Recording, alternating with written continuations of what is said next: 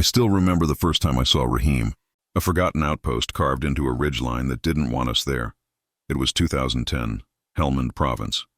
The air was already thick with dust and heat, the kind that made every breath feel like you were chewing sand. The helicopter blades hammered above us, throwing up grit, and then they were gone. Just silence settling heavy on the hill. Rahim looked less like a military installation and more like the ruins of something abandoned decades before. A busted jaw of mud walls, sagging HESCO barriers patched with whatever the last unit could scavenge. The metal gate leaned sideways, rust biting deep into the hinges.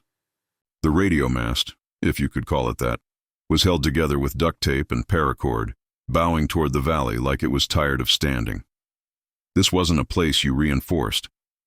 This was a place you forgot. We stepped off the bird and found them waiting for us. 3 Marines, hollow-eyed and jumpy. Their uniforms were streaked with sweat and dust, rifles slung low like they didn't matter anymore.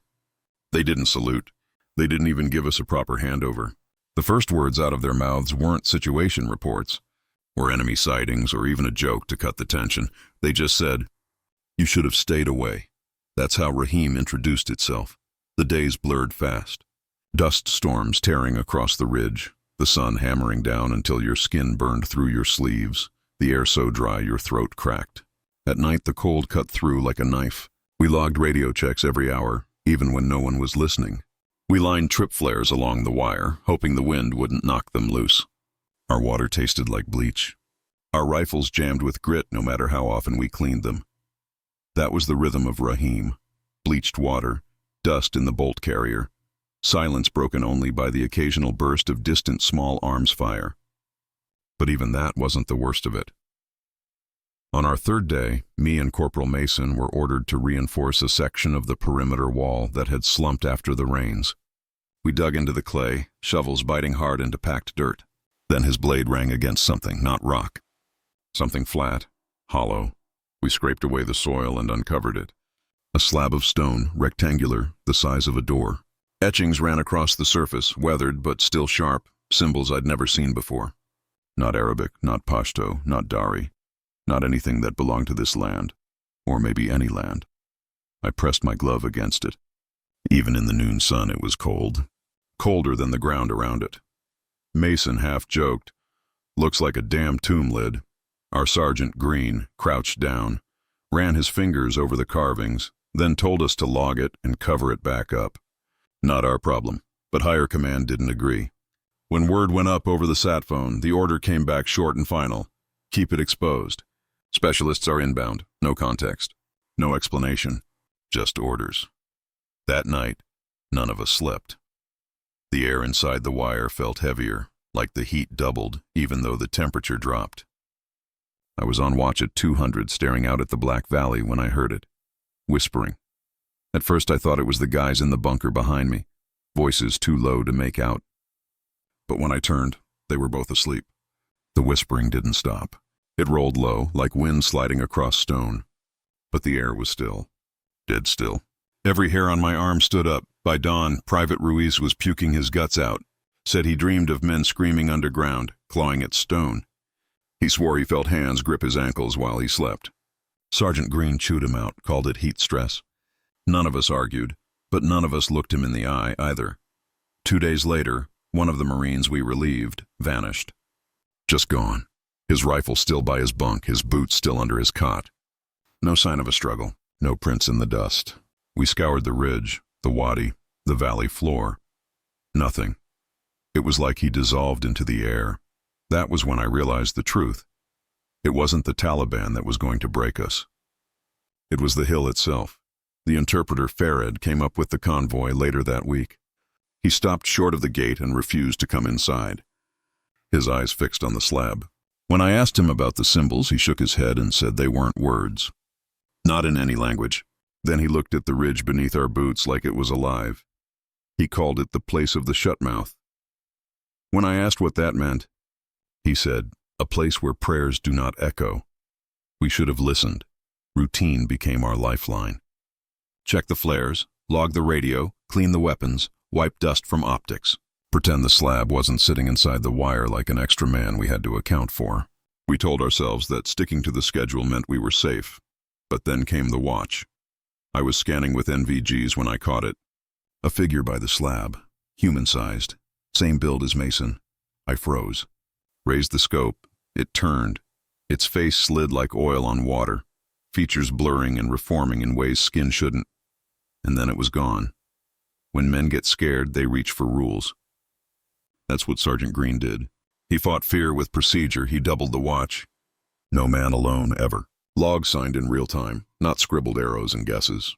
Radios checked on the hour. No one went near the slab without gloves, without another Marine watching.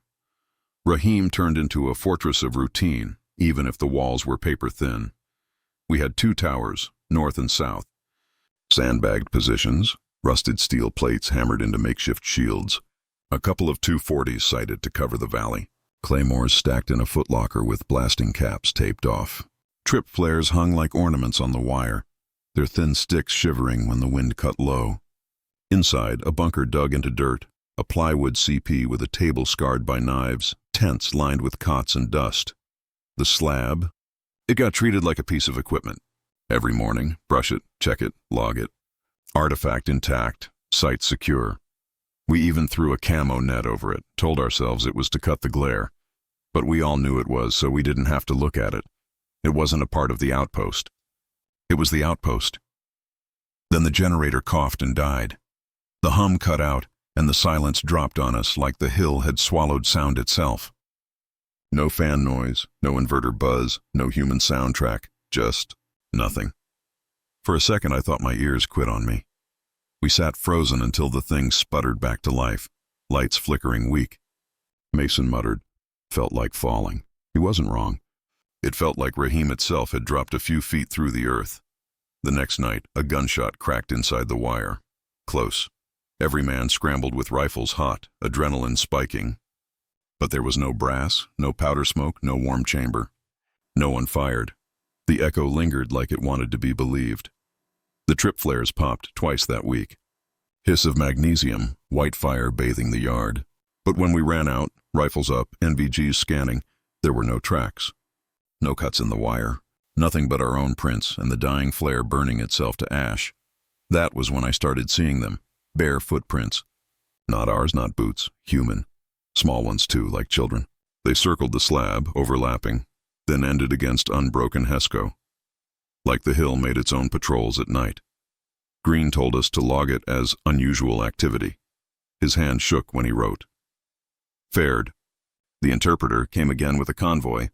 He wouldn't step inside, just stood at the gate, eyes locked on the slab. I asked him about the symbols again, desperate for sense. He told me they weren't words at all. Not a language, he said. Then he called it something new, the mouth that should not open. Later that day, we found a small cairn of stones neatly stacked on the path leading up to Rahim. Balanced perfectly. Not an IED, not a marker on our maps.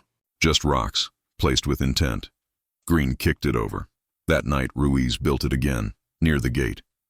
He didn't explain why. None of us asked. Higher command kept promising specialists. Dust storms on the flight line. Stand by. The voice on the radio sounded bored, like they were reading from a script. We stopped believing they were coming. Sleep rotted. Ruiz muttered in dreams, voice catching on words none of us knew. One night I caught him standing in the yard, eyes glassy, lips moving as he stared at the slab. When I shook him, he blinked awake and swore he didn't remember leaving his cot. Mason laughed about it at first. Called it desert sleepwalking. No one else laughed. The smell came soon after. It rolled in just after sundown. Sweet, cloying rot like meat left in the sun until it burst, thick enough to taste. We tore through the wire, thinking an animal had crawled under and died. Nothing. When we circled back inside, the stench clung strongest near the slab. We stood around it in silence, rifles slung, eyes burning from the reek, and then, just like that, it was gone. 1 second, the smell pressed in our throats. The next, clean air, no breeze, no dispersal, just gone. That broke us more than the stink itself. Something that strong doesn't vanish without a trace. The next day, near the old well, Mason found a scrap of cloth snagged on stone. We pulled it under red light. The camo was faded to tan, sun-bleached until almost colorless. The stitching was wrong. Old pattern, not ours. Not recent issue. Green snatched it up. shoved it in his pocket, and said nothing. That night, I noticed him rolling it between his fingers like a rosary. He stopped shaving after that. The logbook grew thinner. Our notes turned to euphemisms. Unusual. Noise at perimeter. Possible generator fault. The truth was bleeding out of our words. Green still called higher, but less. Each sitrep got shorter, his voice quieter. He fought fear with rules, but the rules were breaking too. It was a night later when the slab spoke for the first time. I don't mean words. Not voices. Something deeper. The ground shuddered, a low grinding rising from under our boots. Sand rattled against ammo cans. Dust sifted from tent seams. It felt like the hill itself turned over in sleep. Every man froze. We stared at the slab, rifles clutched, hearts hammering, and then it stopped. The silence after was worse than the sound. You hold a routine like a lifeline. That's what we did. We kept moving so the fear didn't catch up. We pushed dawn patrols along the ridge. Always the same order. Point man low and slow, 2 meters spacing, eyes on the wadi and the orchard fingers beyond. I carried spare batteries and a grease pencil in my shoulder pocket. Grid squares scrawled on a laminated card that never left my wrist. Mason took lead most mornings, chin tucked, scanning with that unblinking patience he taught himself on his first pump. He'd whisper it back to us when the sun crested. Presence is pressure. Keep the valley honest. The valley did not feel honest. Helmand light comes hard and fast. Darkness 1 minute, then a slap of yellow that flattens every rock into the same shape. Our boots rasped over gravel. The sling cut my shoulder. Somewhere to our right, a goat coughed once, and then the sound fell off a cliff. Even the birds seemed to avoid the air above Rahim. We came off the ridge spine and dropped into the wadi. An old wash of pale dust and sucked dry mud, ripples frozen like a sea turned to chalk. The well sat where the ground rose again, a stone ring, hand-stacked, lips chipped by decades of buckets. I always felt the urge to look down and never did. I didn't want to see our faces come back up. We pushed past the well and took the goat path that stitched along a cut bank on the far side. The path was narrow, the drop ugly. You had to trust your ankles and the man ahead. Heat came on the wind early that day, the kind that makes your kit feel heavier by the minute. I could smell my own sweat through dust and sunblock. Mason chopped his hand twice and we held. 2 figures on the far slope, just farmers. We raised our palms. They didn't wave back. They kept their heads down and angled away, quickening when they drew a bead on our ridge. Like the hill itself made them move. On the return leg we fanned our arcs. No pressure plates, no fishing line, no tire cuts near the road. Clean, the kind of clean that makes you suspicious. When we climbed back toward the outpost, I glanced over my shoulder. The valley looked emptied, rinsed of people and sound. The outpost hunkered against the sky like a scab. We hit the gate, rattled it open with the same low kick that always worked, and logged it all. No contact. No fines. Presence maintained. I wrote it neat. The words felt like I was stacking sandbags against a flood I couldn't see. That night I dreamed of him again. Low. Or maybe it was L-O. I never got the spelling right on his tag in my head. The face was always dusted gray. He sat on my cot like he owned the space, pants creased like he'd just stood from a long watch. He didn't speak. He lifted one hand and pointed past me, through the canvas wall, toward the south yard. I woke up with grit in my molars and my tongue bone dry. My boots were still under the cot. I checked anyway. At breakfast we ate in silence. MREs torn open with teeth. Coffee that tasted like hot pennies. Mason rubbed his thumb along the edge of his spoon until it squealed. Green watched him do it and said nothing. You could see sleep peeling off him in ragged strips. He'd stopped shaving. He hadn't touched a pen since the grinding started. We went out again the next morning because that's what you do. Full kit at nautical dawn, silhouettes long and thin against the ridge. The wadi felt colder than the air above, as if the ground still remembered some night that never fully left it. I swept with my boot and found the first print, bare feet. Not fresh like dew-wet, deep set, crisp edges. A heel with the little pad at the front, an arch. Toes pressed in like the person, if it was a person, dug for purchase. My breath caught. I knelt and traced the outline with a knuckle. It was human. It was wrong in a place where boots rule. Mason crouched beside me. Child? He asked. Some are small, I said, and instantly wished I hadn't. We followed the line across the wadi. One set became 6, then 12. crossing and recrossing as if they were making a figure eight for no reason except movement. The trail ran to a dry creek bed. Mid-channel, it simply ended. Not faded, not scattered. Stopped like someone lifted the body straight into the heat.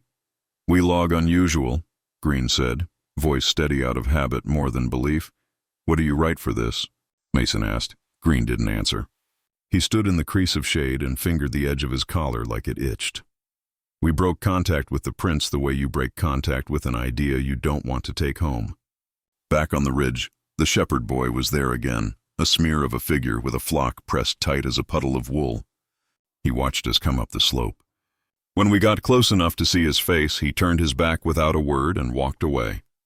He didn't look at our weapons. He looked at our hill, then at the ground under our boots, and then at the air between. I didn't know how to read that. The Shura was set for afternoon. Faird came in with the convoy and stood outside the gate like always. He didn't step inside the wire. He tucked his hands into his vest and kept his eyes on the camo net that draped the slab. The elders wouldn't come up the hill. They sat cross-legged in the powder at the base, a ring of weathered faces tilted away from our fort. Green went down with Faird. The exchange was low-voiced and short. When he came back, dust caked the sweat at his temples. "They're not going to step inside," he said, dropping onto an ammo can. "They call it the silent mouth. They say it should stay shut." He said it the way a man says a thing he intends to ignore and can't. That evening I sat with my back to the CP wall and stripped my bolt until it shined. It didn't matter. A thin line of grit had already found its way under the extractor claw by the time I reassembled it. I ran the function check twice. The trigger felt like a tooth ready to crack. From the tent, Ruiz laughed a little too loud at something no one said. When I looked up, he was staring at the camo net, the shape of the slab, just a darker rectangle in failing light. He met my eyes and looked away. His hands were trembling. We did the last light scan. Shadows stretched long. The generator coughed but held. Stars kindled over the valley. For a few minutes, the outpost felt almost normal. The kind of normal you get when you pretend hard enough that a place can be tamed by your checklist. It broke at 2100 when Green called us to the CP and laid his finger on the log page. His handwriting, once block straight, spidered thin. He tapped the last line. "Unusual, multiple bear tracks in Wadi. End mid-channel."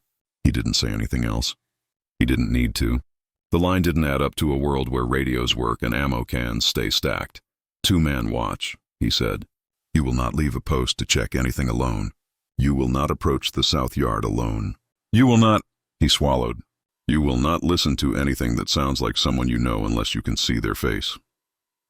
We nodded like good Marines. We meant it at the time. My shift started at 2300 on the south tower with Mason. The valley lay blank. Heat bled off the earth in low, wavering lines. The yard below glowed a shade lighter than the wire. We didn't talk much. When you're that tired, words feel like a risk. At 0015, a wind came up out of nothing. Not a gust, just a thin thread of air that smelled like a cupboard where meat once was. It touched the back of my throat and slid away. Mason stiffened beside me. "You catch," he started, and then cut himself off. We both knew naming a thing sometimes made it stay. At 0042, the trip flare on the south run twitched. Not popped. Twitched like a fish on a line. "Probably the wind," I said, "because lies are a tool. We wait for a pop." He nodded without looking at me. He had his bino rig up now, glass steady on the yard. The camo net over the slab fluttered once and then hung motionless. For 10 minutes we watched nothing that felt like something. At Oro 100, Green's voice crackled low on the PRC 152. "South Tower status." Mason keyed up. "South Tower green." We settled again. The watch stretched thin as wire. At 126, Ruiz appeared at the base of the tower. He moved like a man trying to be quiet for the sake of quiet, not stealth. He looked up. The whites of his eyes caught starlight. "Flare looks loose," he whispered. "I'll reset it." "Hold," Mason said. "Wait for relief." Ruiz gestured toward the fence. 2 minutes. I got it. Green's rule pulsed in my head. No one near the slab alone. The yard felt like a mouth breathing shallow. I started to say it, negative, but the words dried out before they left my tongue. Mason was already climbing down, boots hitting rungs with soft thunks. He put a hand on Ruiz's shoulder. "We go together," he said. 2 in, 2 out. Ruiz shook his head and smiled that brittle smile he wore when he was frayed and pretending. "It's nothing, Corporal. Stay on the glass. I can see in the dark," he meant I can do my job. He meant don't make me small in front of the tower. Mason hesitated. The kind that lasts half a second and opens a door. 2 minutes, Ruiz said again, already moving to the wire. "I'll be right back." He stepped into the yard. The camo net hung still. The flare stick leaned at a tired angle. Ruiz knelt, fiddled with the stake, head down, rifle slung and safe. I watched his hands, the good, quick work of them. I watched the shadow of the net fall across his shoulders like a curtain. "Ruiz," Mason called softly. No answer. "Set?" I asked into the radio. Silence. Mason vaulted the last few rungs. I covered from the tower, glass locked to the yard. The camo net trembled. The flare didn't pop. My mouth filled with the memory of dust. "Ruiz," Mason said again, louder now. He reached the spot where Ruiz had been kneeling. There was the ground. There was the leaning stick. There was a shallow scuff in the powder where a knee had been. There was no Ruiz. We tore through the tents in a blur of zippers and curses. We checked the bunker, the latrine trench, the north wall, the shadow under the CP table. Nothing. On his cot lay a rifle he hadn't taken and boots lined up heel to heel like he'd step back into them any second. 2 minutes. That's all it took. His rifle and boots were still under the cot. Ruiz was gone. We tore the outpost apart looking for him, every tent, every trench, every fighting position. We combed the wire, checked the towers, glassed the wadi. Nothing. Not a drag mark, not a scuff beyond that bent flare stake. It was like Ruiz had been lifted clean off the face of the earth. Green gathered us in the CP, jaw tight, hands pressed on the plywood table until his knuckles went white. "Thermals," he said. We swept the ridge with the ANPS. Heat shimmered where it should, our own bodies glowing against the black. Beyond the wire, nothing. No trace of Ruiz, no animal, no human. Just a void. When Mason whispered, "We should log it straight," Green's voice cracked for the first time. "We file the quiet. You understand me? Nothing happened tonight. We stay squared away." The lie hung in the room like smoke, because writing the truth would mean admitting something impossible had stepped inside our wire. That night the generator quit again. No cough, no stutter. Just cut. And when the hum died, the stars above the valley blinked out. Not clouds, not haze. Just gone, like the sky itself had shut its eyes. I was on South Tower when I saw it. The slab. A shape stood on it, man-sized, motionless. "Ruiz," Green whispered beside me. But the thing's face, it was wrong. Too pale. Lips peeled back as if the skin had dried and cracked.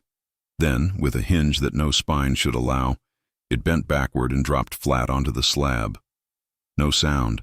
By the time we scrambled down, the yard was empty. At dawn we found prints, bare feet circling the slab, overlapping, pressed deep into dust. Some large, some small, like a family had danced around it, and then they just stopped. Mason swore he caught a whiff of it again. The smell, not rot this time, something mineral, like wet stone split open in a quarry. The stink clung, thick enough to sting the eyes, and then in a single snap, gone. That impossibility broke something in us.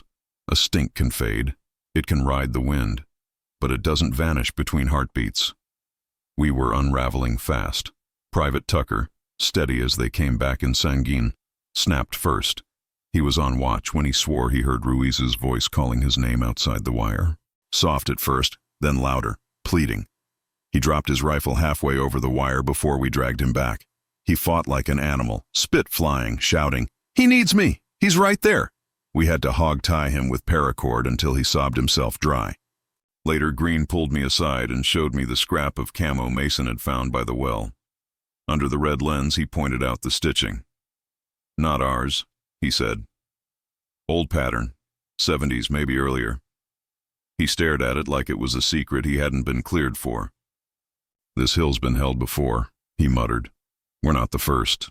He tucked it back into his pocket like a talisman, or a curse. Routine meant nothing now. I'd strip my rifle 3 times in a night and still wake to find a line of grit under the bolt face. Coffee tasted like dirt no matter how hot. I started waking with grit in my teeth, convinced I'd been chewing the valley in my sleep. The dreams bled into memory, hands grabbing my ankles, pulling me down. The taste of earth grinding on enamel. A shadow pressing its face through the tent wall, lips moving without sound. I'd wake with my fist wrapped around my dog tag, heart hammering so hard it rattled my ribs. Ferd came with the next convoy. He didn't ask about Ruiz. He didn't ask about anything. He just looked at the camo net draped over the slab and asked quietly, "When are you leaving this place?" None of us answered. We didn't have one.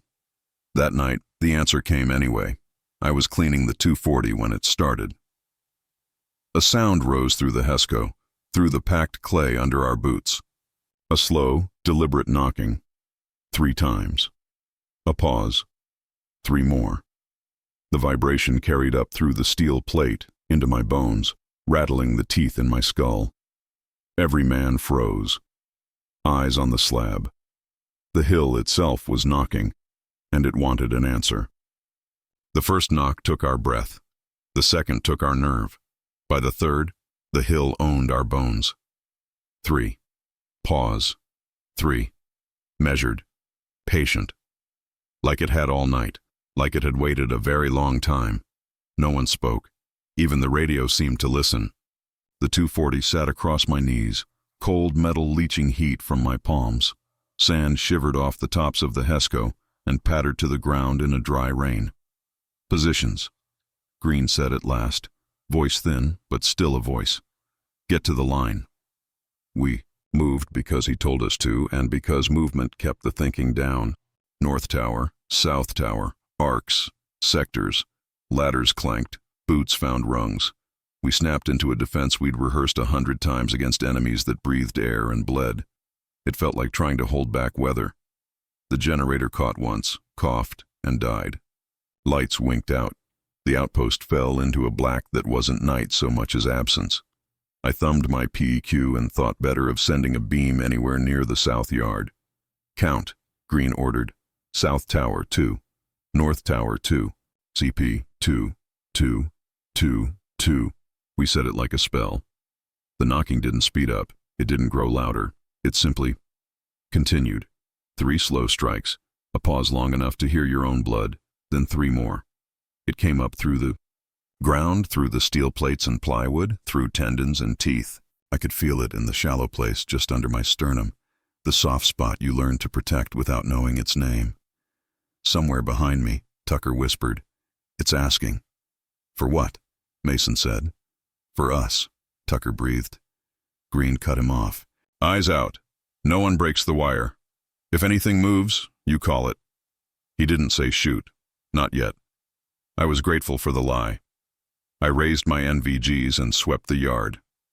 The camo net hung a little crooked, a dark rectangle on darker dirt. The slab beneath it was just a shape. Nothing moved. No wind. No scuff of gravel. The outpost breathed shallow. The ground groaned. It started low, a bass line beneath the knocks, as if something deep below shifted its weight and remembered it had a spine. The south wall Hesco bulged outward a fraction and settled. Ammo cans rattled against one another with a metallic chitter that sounded like insects trapped in tin. "Hold," Green said, because he had to say something. The slab sighed. "That's the only way I can say it. Not air in, not air out." A pressure. Change, wet and warm, rolled over the yard and across my face like the inside of an animal's breath. The smell rode it, grave sweet, spoiled and mineral, a quarry after rain. I gagged and swallowed hard enough to pop my ears. "Contact. Yard," Mason whispered, not because he saw anything, but because fear needed a name. The first crack drew itself across the slab. A hairline seam from top edge to bottom, red like an ember under ash. The light wasn't light. It was heat memory. Dead coals remembering fire. "Do not approach," Green said into the radio, and then again to us, which meant he was saying it to himself. "Do not—" The seam widened. Dust pulsed up in a thin sheet and hung. The camo net lifted with no wind and settled again, a tired curtain with nothing to hide. I could hear small things rolling, chips of stone, grit crawling like ants. "On my go," Tucker said from the south ladder, barrel already shouldered at the square of darkening earth. If anything—" "Hold," Green snapped. "We do not put rounds on a slab we don't understand." "It's a rock," Tucker said, voice shaking. "We understand rocks." The slab sank, not lifted, not broken, lowered, as if the ground beneath had softened and swallowed. A thumb pressing a coin into clay. The gap opened down the center first, a line of red expanding to a black mouth rimmed, with glowing glyphs that crawled toward one another like they wanted to be whole. The air poured out warmer, sicker. My eyes watered. The taste of pennies came up behind my teeth. "Trip flares," Green ordered. "Light the yard." "No," I said without thinking. "Let it see us and it'll know us." Mason glanced at me. Even in NVG green, I saw the whites of his eyes. "It already knows us," he said softly. The first voice rose. It didn't start as a sound. It started as pressure on the inner ear, an itch at the hinge of the jaw, a feeling that something is forming in the next room and you're late to meet it. Then it found tone, low, many, like a choir warming up with no conductor. Language tried to stack itself and slid off. "English?" Tucker whispered. "None." Farrad had told me once. Not a language. Under the net, something moved. I caught it out of the corner of the glass. Pale, damp-looking, fingers maybe. Then it withdrew. The gap widened another inch with a wet grind. The red along the carvings pulsed, in and out, not with breath, but with counting. 3. Pause. 3. Patient, patient, patient. "Back glass," Green said. "Check the valley, check the walls, check our 6. We did. To prove to ourselves an enemy still existed we could name. The orchards were skeletal against the starless sky. The goat path on the far cut was a line of darker dark. The towers, the wire, the gate, no movement, no forms. The thing we feared wasn't outside. "Tucker," Green said quietly, "stand down. Too late." The first shot tore the night. A single angry bark, muzzle flash, strobing the yard white.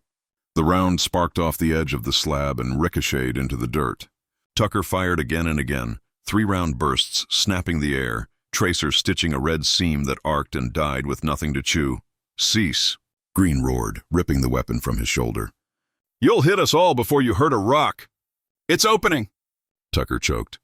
"It's opening," and the ground moaned. The south wall bulged again, sand trickling in an even stream, a tiny hourglass that didn't run out.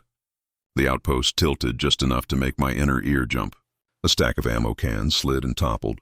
One burst open, green boxes clattering, brass shivering into a small, neat pile as if laid out by a careful hand. "Brace that wall," Green snapped. Sand, stakes, anything. We didn't move. The gap had our eyes. It wasn't empty down there. It was full. Not of earth. Of them. At first I thought it was just the darkness playing contours. Then one of the contours blinked. Dozens of faces pressed together like clay figures jammed in a kiln, skin gray and stretched, eyes cloudy with an inner glow. Mouths opened and closed without breath. When they moved, they didn't separate. They rippled, as if the mass itself had learned to be many. My stomach tried to climb out of me. I tasted bile and old dust. "Jesus," Mason said. Not a prayer. A confession. The voices gathered into words without agreeing on any one of them. English beat against Dari, beat against something older. Syllables colliding and making meaning that hovered just out of reach. "Open. Under. We are. Let. Ruiz was there. He wasn't on top. He was layered 3 or 4 bodies down, face turned up, eyes lit the faint yellow of weak coals. His mouth opened and closed with the others, offbeat and then in time, then off again. When he saw the light or felt us or knew the shape of the air we made, he raised his arm. Fingers clawed for the edge of the stone. "Ruiz!" Tucker screamed and lunged for the ladder. Green clotheslined him and drove him into the dirt. "You go down there and it will wear you like a glove," he hissed into Tucker's face. "You understand me?" Tucker sobbed once and went limp. I don't know who fired first after that. Maybe me, maybe all of us. The yard erupted. Controlled bursts, pairs, grenade launch thumps. The first frag bounced off the slab and popped just inside the lip. The blast shoved hot air at our faces and kicked dust up in a curtain.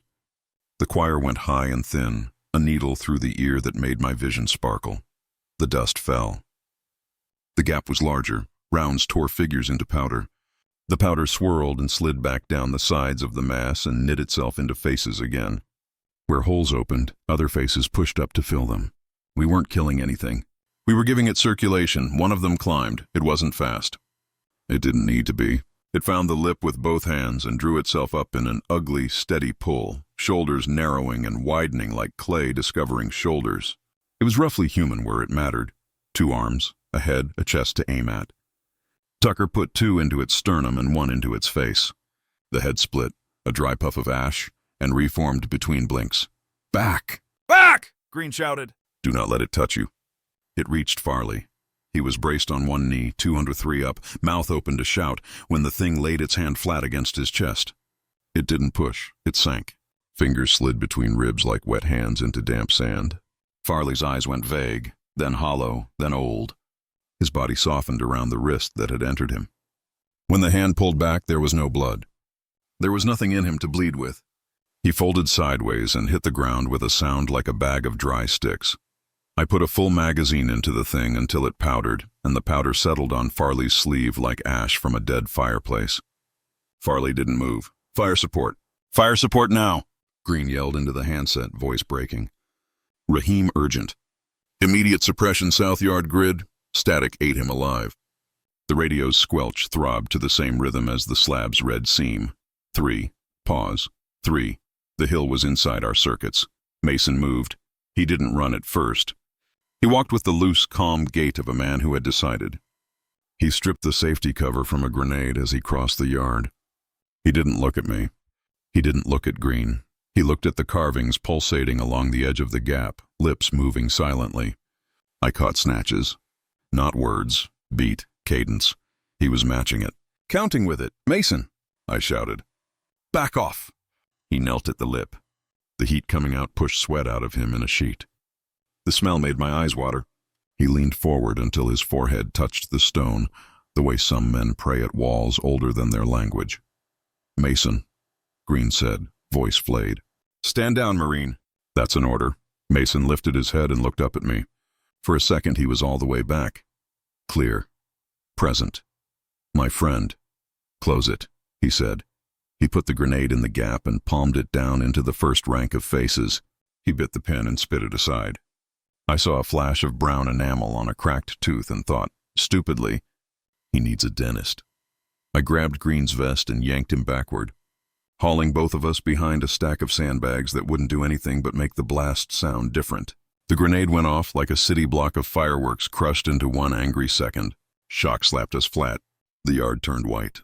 The choir became a shriek, thin enough to cut paper, then dropped a full octave and widened into something too big for a throat.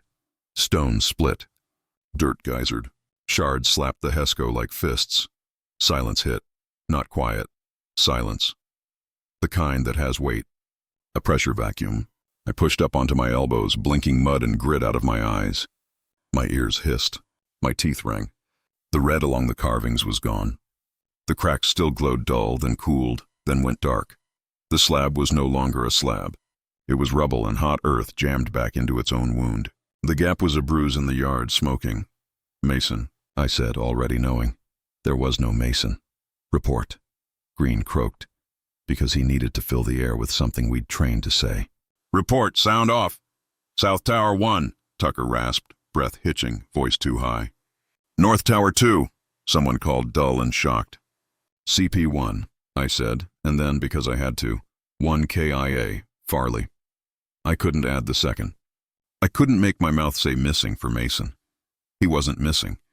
He had chosen. We moved like old men. Tucker sat down where he stood and stared at his hands until they started to shake and didn't stop. I checked Farley for anything to do and found nothing. His skin was cool already. The place the thing had touched him was gray to the shape of fingers, like a handprint left in old flour. The yard looked smaller with the slab broken, less a yard than a crater with work around it. The air cooled by degrees you could feel. "Radio," Green said hoarsely. I handed him the handset. He keyed up. Static hummed, then cleared like someone took their finger off a throat. Rahim to hire. Sitrep follows, he said, voice flat. Significant structural event. 1 KIA, 1... He stopped. Swallowed. 2 KIA. Outpost intact. Artifact collapsed. Site appears. Sealed. Roger, Rahim. Copy 2 KIA. The voice came casual, waking up. Confirm no further specialist support required at this time. Green stared at the handset like it had told a joke. He didn't answer. He clicked transmit and then clicked it off. We policed brass we would never need again because we needed to move. We stacked empty cans. We righted the 240. We shook dust from the camo net and left it in a heap because there was no longer anything to cover except a wound. The choir didn't come back. The smell lifted and drifted into nothing. The pressure in my ears let go. A wind rose from the valley, the first we'd felt in hours, and traced light fingers along the wire like it was checking for brakes. The outpost held its breath. I sat on an ammo can and looked at where Mason had been. My throat had a shape in it I couldn't swallow past. The slab's shards looked like teeth knocked out of a big, patient mouth. Green stood in the center of the yard, helmet off, hair pasted to his skull with sweat. He had the old scrap of camo cloth in one hand. He rubbed it between finger and thumb as if it were a worry bead that might grant him an older version of himself. They knew, he said to the air. Command knew. We weren't here to hold the ridge. What were we here for? I asked, voice smaller than I meant it to be. He didn't look at me. To keep count, he said. To feed it until someone figured out how to make it sleep. The wind died again. The generator ticked and tried to turn over and failed. Dust settled in a fine skin over everything we'd just cleaned. Somewhere a rock cracked as it cooled. We waited for screaming we didn't want to hear. We waited for a hand to come up through the rubble like a bad magician's trick. We waited for Ruiz to speak through the dirt. None of that happened. Nothing happened. That was worse. The quiet had weight. It didn't rest on you. It pressed. It felt less like the end of noise and more like a pause held by something patient on the other end of a line. The hill had opened its mouth. We had jammed a fist in. It had decided to wait. It had decided to wait. And in that waiting, with the smoke thinning and the stones cooling and Farley's hand falling off his chest in a slow, final slide, I understood something I didn't want. This wasn't over. The yard was still. The radios were quiet. The stars came back one by one like eyes opening in a ceiling. The silence didn't feel like safety. It felt like pause. Morning broke gray, edges smudged by dust. No sunrise. Just light bleeding in as if the valley itself reluctantly admitted a new day. We were down to 2. Me and Green Farley lay behind the north wall. Wrapped in ponchos, we cut into a shroud. We marked the grave with his bayonet driven hilt deep into the dirt. Mason had no grave. The blast had taken him, buried him with the thing he chose to seal. Tucker was gone into the valley, swallowed by distance or something worse. Ruiz and Duran, no one spoke their names. The outpost felt abandoned even while we stood inside it. Every canvas wall sagged, every steel plate sweated rust, every sandbag leaned. The generator never restarted. The radios worked, but no voice came through except static and the occasional clipped query from higher that Green refused to answer. We weren't holding a base. We were standing in a tomb. By midday, figures gathered on the edge of the valley. Not Taliban, villagers. A circle of them kneeling at distance, heads bowed. No weapons, no voices, just a silent ring around the hill like mourners at a grave they wanted no part of. They know, I said. Green didn't look. His face was carved, hollow-eyed, ash-streaked. He only muttered, "They've always known." By nightfall, the villagers were gone. The circle they'd made lingered in the dust, faint as footprints, until the wind erased them. 2 days passed before the helicopter came.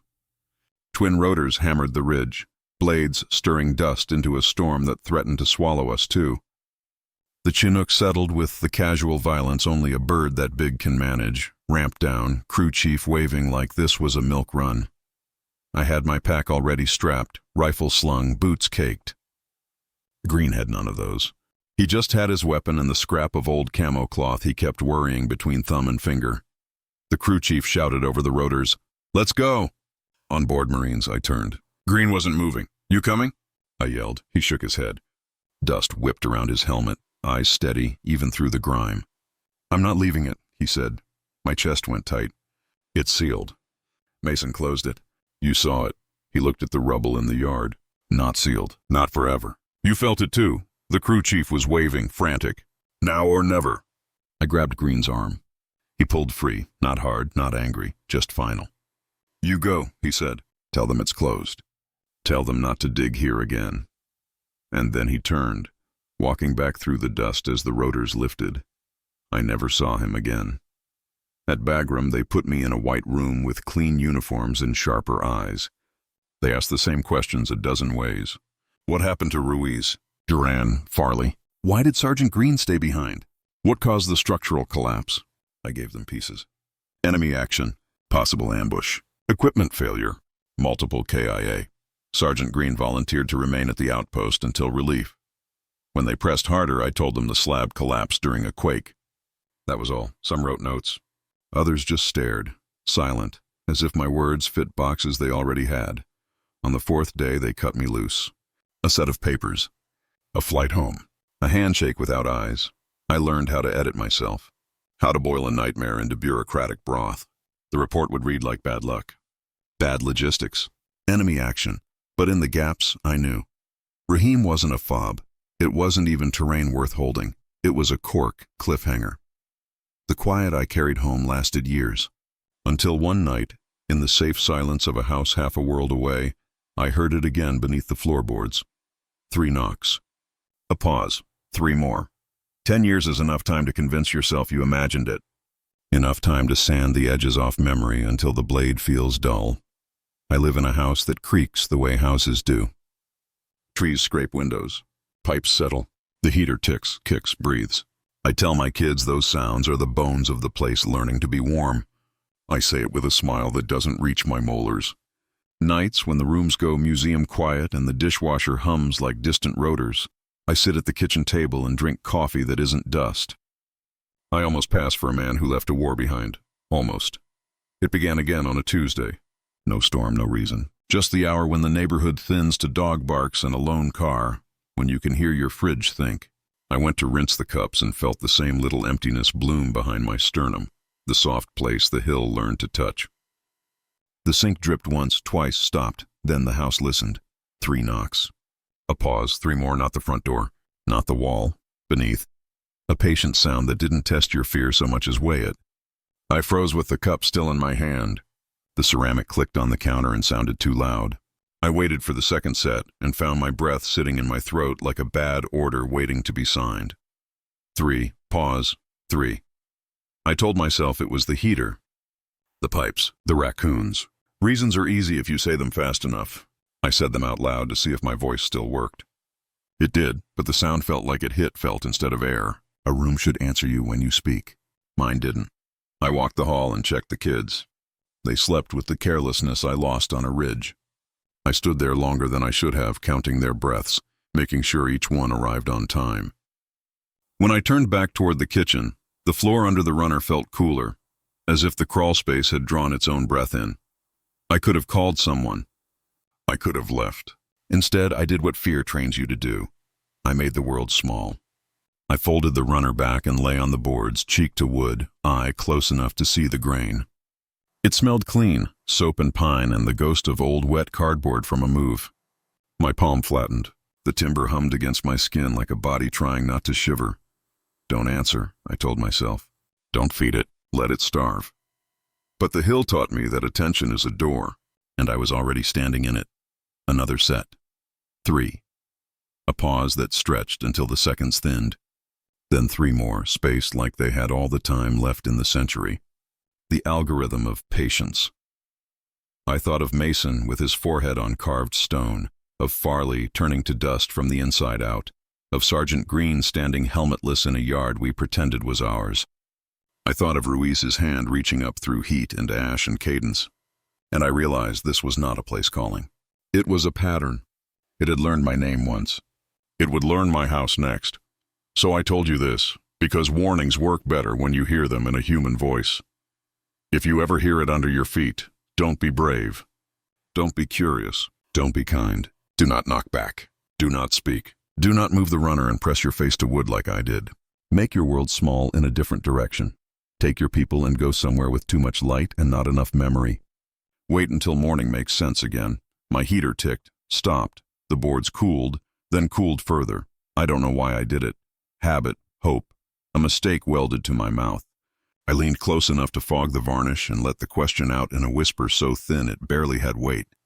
Who's there? Silence pooled in the crawl space. Then a sound like dry soil shifting in a careful mouth. A word, carried up through boards and nails and time. Matt. Cut to black.